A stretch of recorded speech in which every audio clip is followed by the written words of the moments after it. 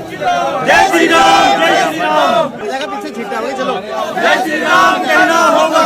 কখনো গোরক্ষকের নামে হত্যা, আবার কখনো জয় শ্রীরামের নামে হত্যা। আর এবারে প্রকাশ্য উত্তরাখণ্ডে বিভিন্ন হিন্দু সংগঠন একত্রিতভাবে তারা বলছে হিন্দুস্থানে থাকতে হলে জয় শ্রীরাম বলতে হবে। এবং শুধু সেই স্লোগান নয়, সেই সঙ্গে চলছে বুলডোজার। একাধিক বাড়ি ঘরদোর তছরূপ করে বুলডোজার দিয়ে সমান করে দেয়া হচ্ছে। কেন এই নীতি? কি ঘটেছিল উত্তরাখণ্ডে? দুই গোষ্ঠীর মধ্যে সেচ নিয়ে বিবাদ ছিল এবং এই দীর্ঘদিনের বিবাদের জেরে দুই গোষ্ঠীর অশান্তি সৃষ্টি হয়। তাতে দুই গোষ্ঠীর একাধিক মানুষ তারা কিন্তু সেই বিবাদে জড়িয়ে পড়ে এবং আহত হয়। পুলিশ তদারকি করে, যারা অপরাধী তাদেরকে অ্যারেস্ট করে। সেই সঙ্গে বিনোদ নামে এক ব্যক্তি গুরুতর আহত হয় এবং সে মারাও যায়। মারা যাওয়ার পর মুসলিমদের প্রতি টার্গেট করে একেবারে জয় শ্রীরামের ধ্বনি দিয়ে বুলডোজার নীতি শুরু হয়। আর সেই বুলডোজার নীতিতে থামেনি। আচ্ছা ভাবুন তো দেখি, দুই কৃষক পরিবারের মধ্যে দুই গোষ্ঠী তারা অশান্তি হয়েছে এবং সেচ অর্থাৎ জল নিয়ে তাদের বিবাদ, সেই বিবাদ তো তাদের মিটে যেতে পারতো এবং বড় অশান্তিতে পরিণত হলো এবং অশান্তির পরিণতভাবে হিন্দু মুসলিম উভয়ের মধ্যে অশান্তি সৃষ্টি হলো এবং সেই অশান্তির জেরেই বুলডোজার চলল বাড়িতে বাড়িতে। প্রশাসন থেকে ভারতবর্ষের আইনসভা, প্রশাসন, বিচার ব্যবস্থার বুড়ো আঙুল দিয়ে গিয়ে একটি সম্প্রদায় অর্থাৎ মুসলিম সম্প্রদায়ের উপরে জোরপূর্বক বুলডোজার চালানো হচ্ছে। আবার কেউ কেউ বলছে সকালে ধরো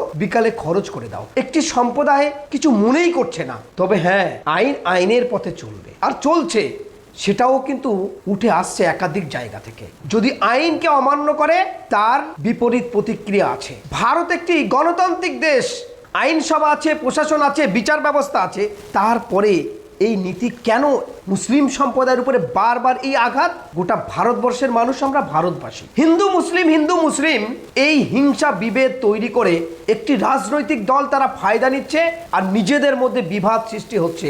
আর জেল, জরিমানা, এই নিম্ন শ্রেণীর কৃষক, হতদরিদ্র পরিবার, গরিব তারা কিন্তু জেল খেটে যাচ্ছে। কবে থামবে এই নীতি?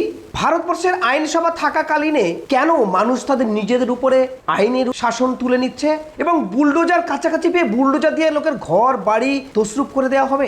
আপনার সঙ্গে হয়তো তার পরিচয় হয়েছে, তার বিবাদ হতে পারে, কিন্তু তার তো ছোট ছোট বাচ্চা আছে, স্ত্রী আছে, বৃদ্ধ বাবা মা আছে।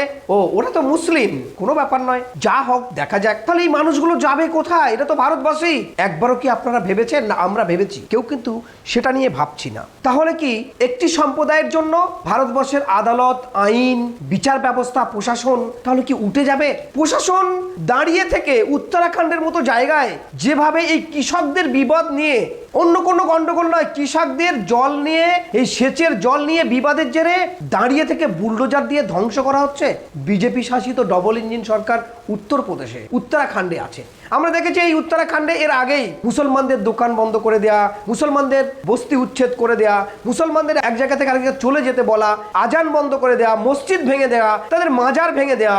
প্রতিনিয়ত উত্তরাখণ্ডে এই ঘটনা ঘটে এসেছে। শুধু উত্তরাখণ্ড নয়, প্রতিটি রাজ্যের পরিস্থিতি কিন্তু এটাই উঠে আসছে। এই দেশ কিভাবে এগোবে?